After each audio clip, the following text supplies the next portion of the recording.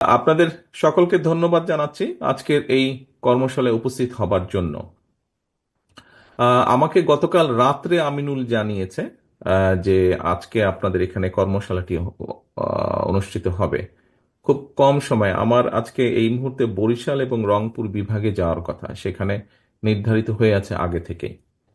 আহ, এখন আজকের এই যে কর্মশালা, এখানে যারা আপনারা আজকে উপস্থিত হয়েছেন বিএনপি সদস্য হিসেবে এই কর্মশালায় অংশগ্রহণ করছেন, একটি বিষয় কিন্তু আমাদেরকে আজকে এখানে বুঝতে হবে, অনুধাবন করতে হবে।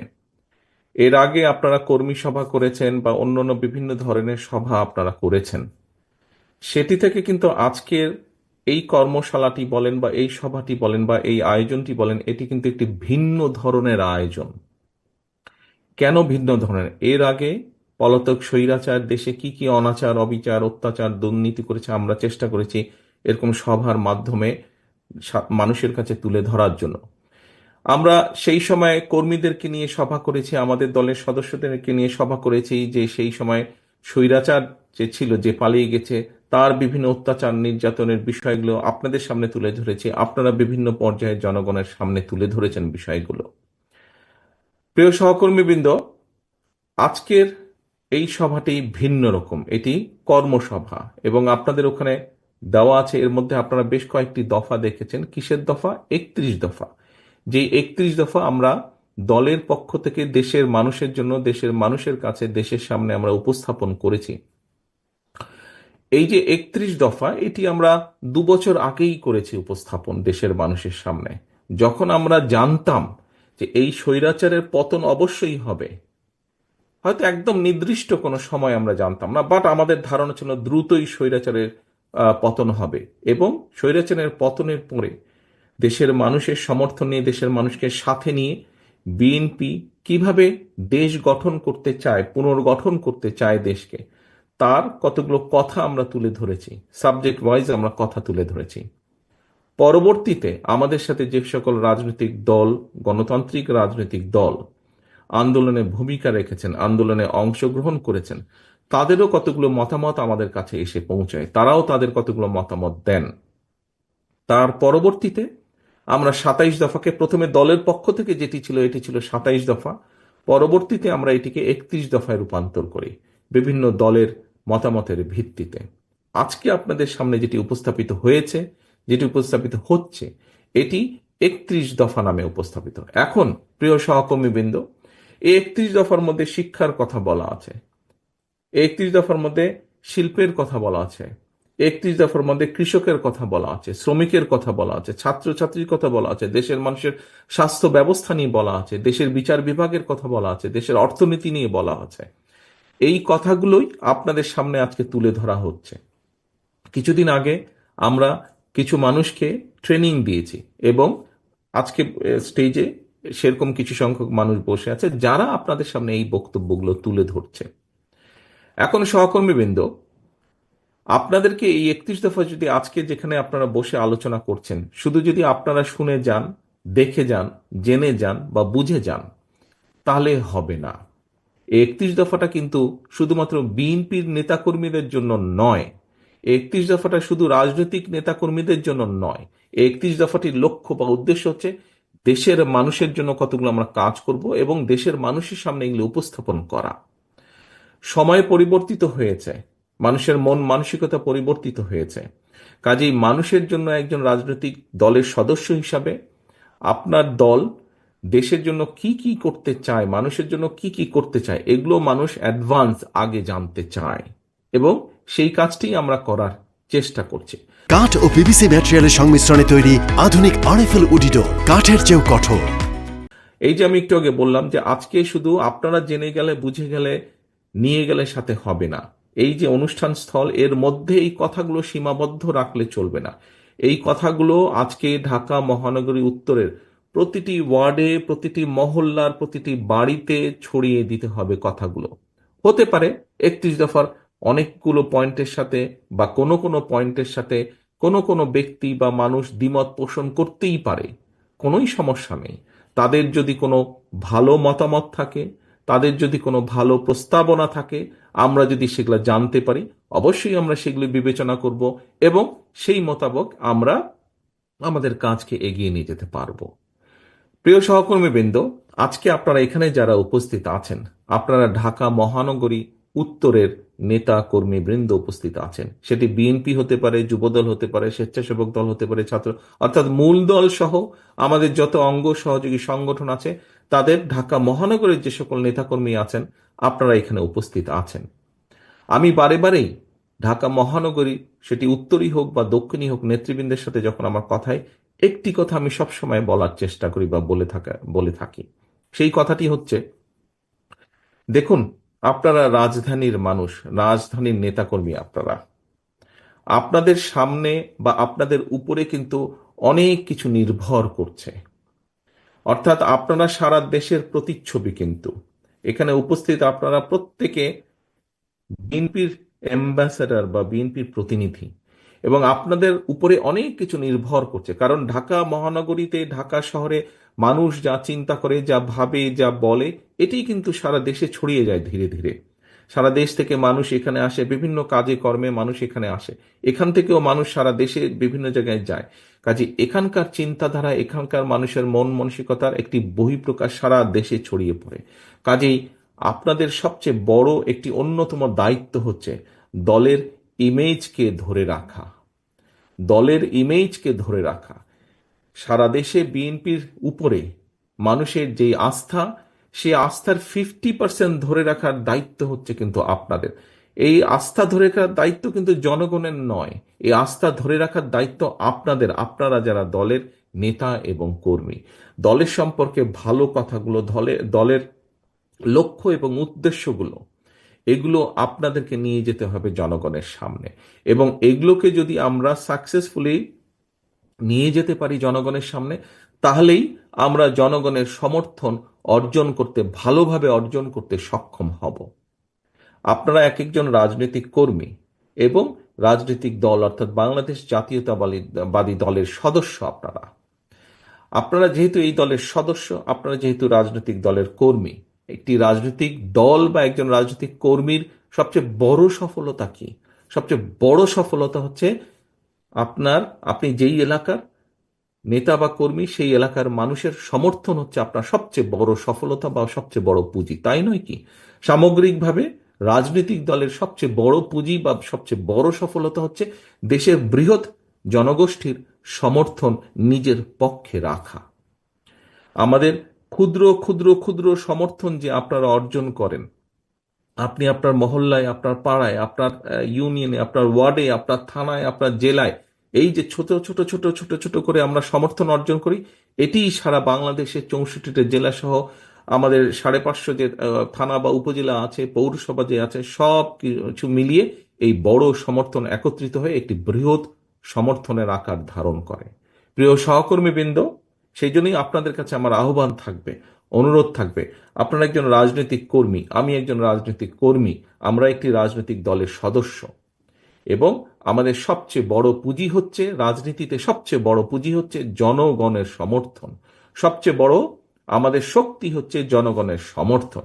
এই সমর্থনকে আমাদের যে কোনো ভাবে, এই সমর্থনকে আমাদের পক্ষে রাখতে হবে। যে কোনো ভাবে বলতে কিন্তু আমি বুঝিয়েছি পজিটিভ ভাবে, পজিটিভ ভাবে, অর্থাৎ জনগণ যা চিন্তা করে, জনগণ যা চায়, জনগণ যা বলে, জনগণ যেটা আশা করে, জনগণ যেটা প্রত্যাশা করে, একটি রাজনৈতিক দলের কাছে, একটি রাজনৈতিক কর্মীর কাছে আমাদেরকে সেভাবে চলতে হবে, কথা বলতে হবে, সেভাবে উঠতে হবে, বসতে হবে।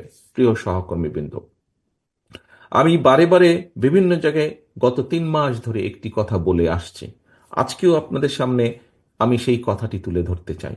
আজ 31 দফা যেভাবে যেভাবে আমরা প্রতিটি দফা মানুষের কাছে নিয়ে যাওয়ার চেষ্টা করব, মানুষের সামনে তুলে ধরার চেষ্টা করব। আপনারা এখানে যেই কথাগুলো শিখে গেলেন, জেনে গেলেন, বুঝে গেলেন, এটি যেরকম আপনারা আলোচনা করবেন, আপনারা যেমন আলোচনা করবেন মানুষের মাঝে, পরিবারকে নিয়ে বসবেন, বন্ধু বান্ধব, আত্মীয় স্বজনকে নিয়ে বসবেন, আপনার এলাকার মানুষকে নিয়ে, পাড়া মহল্লার মানুষকে নিয়ে বসবেন, আলোচনা করবেন। আপনার যেরকম বলার হক আছে, তাদেরও আপনার কাছ থেকে কিন্তু জানার হক আছে।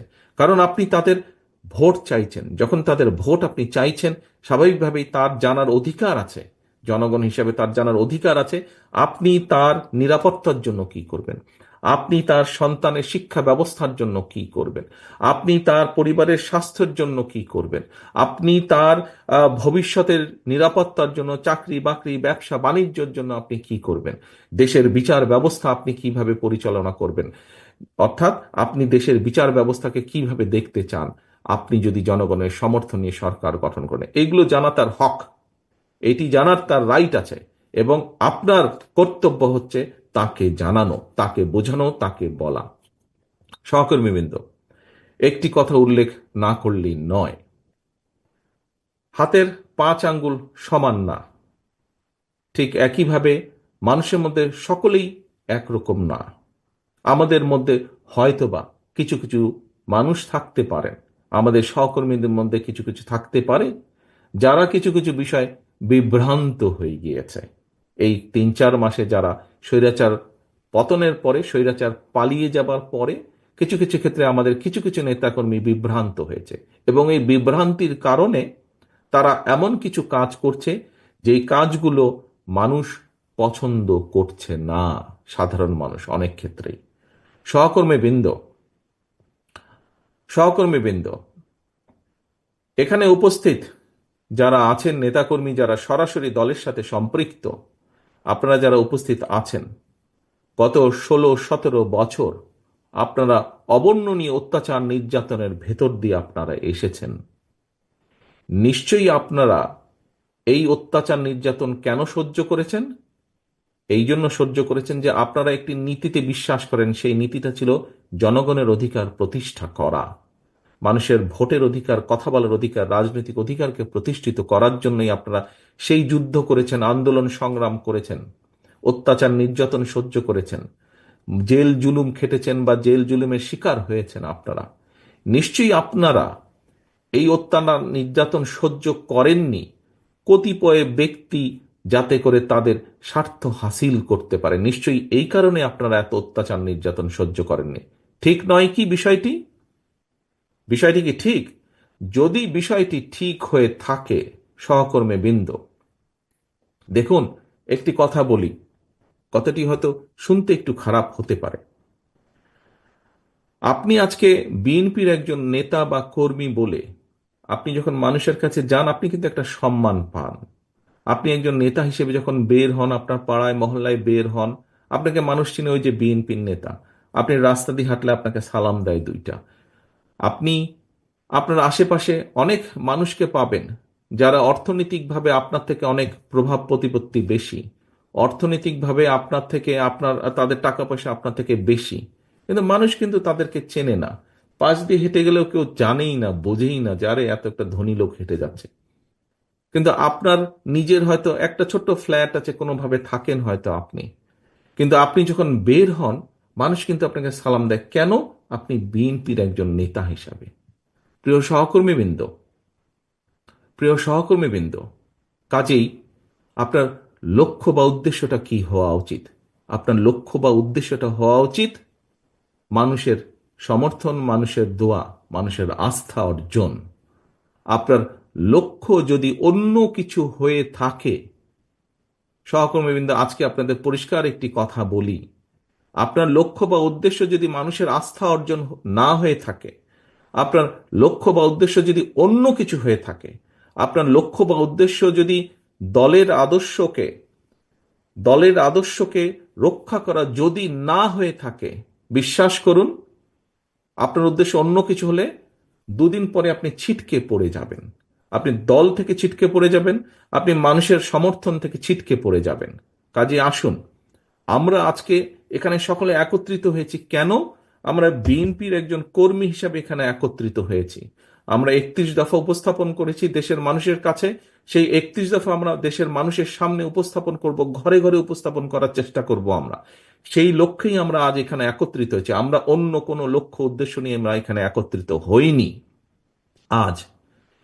কাজেই আমরা যেই রাজনৈতিক উদ্দেশ্য এখানে একত্রিত হয়েছি, আসুন আমরা এই কর্মশালার পরে আজকে আমরা প্রতিজ্ঞা করি, শপথ গ্রহণ করি যে আমাদের লক্ষ্য এবং উদ্দেশ্য হবে 31 দফাকে বাস্তবায়নের পাশাপাশি মানুষের সমর্থন নিয়ে আমরা 31 দফাকে বাস্তবায়ন করতে পারলে আমাদের একই সাথে লক্ষ্য এবং উদ্দেশ্য হবে মানুষের আস্থা অর্জন, মানুষের বিশ্বাস অর্জন, মানুষের ভালোবাসা অর্জন। এর বাইরে যদি রাজনৈতিক কর্মী হিসাবে আমরা অন্য কোনো দিকে নজর দেই, বিশ্বাস করুন, আজ না হলে কাল, কাল না হলে নিশ্চিত পরশু আপনি ছিটকে পড়ে যাবেন। আপনি ছিটকে পড়ে যাবেন, আপনাকে কেউ চিনবে না, আপনাকে কেউ মূল্যায়ন করবে না, আপনাকে কেউ দাম দিবে না। আপনাকে দাম এই জন্যই আজকে মানুষ দেয়, সাধারণ মানুষ, আপনার এলাকার মানুষ দাম দেয়, আপনি বিএনপির একজন নেতা কর্মী এবং এই বিএনপির উপরে মানুষের আস্থা বিশ্বাস আছে। কাজে নেতৃবৃন্দ, আমাদের দায়িত্ব হচ্ছে, জান প্রাণ দিয়ে আমাদের দায়িত্ব হচ্ছে মানুষের সেই বিশ্বাস, আস্থা এবং ভালোবাসাকে ধরে রাখা।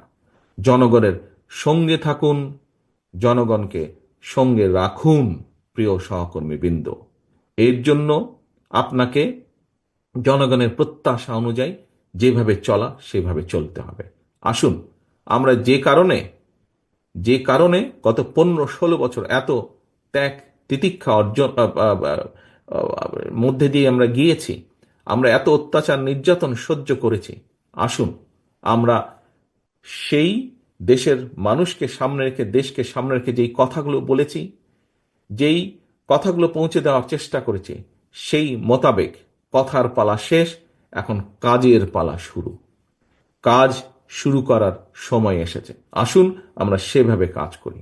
আপনাদের সকলের সুস্বাস্থ্য কামনা করে, সকলের নিরাপত্তা কামনা করে আমার বক্তব্য আমি শেষ করছি। আমি বিশ্বাস করছি আজ আপনারা 31 দফার এই কর্মশালা শেষ করে আপনারা যেই কথাগুলো আমি এতক্ষণ বলেছি সেই কথাগুলো আপনারা আপনাদের মনে ধারণ করেছেন এবং আজ ইনশাল্লাহ আজকের এই কর্মশালার পরে আপনারা সেই মোতাবেক আগামী দিনগুলোতে আপনাদের সেই কর্মপন্থা আপনারা ঠিক করবেন বলে আমি দৃঢ়ভাবে বিশ্বাস করি।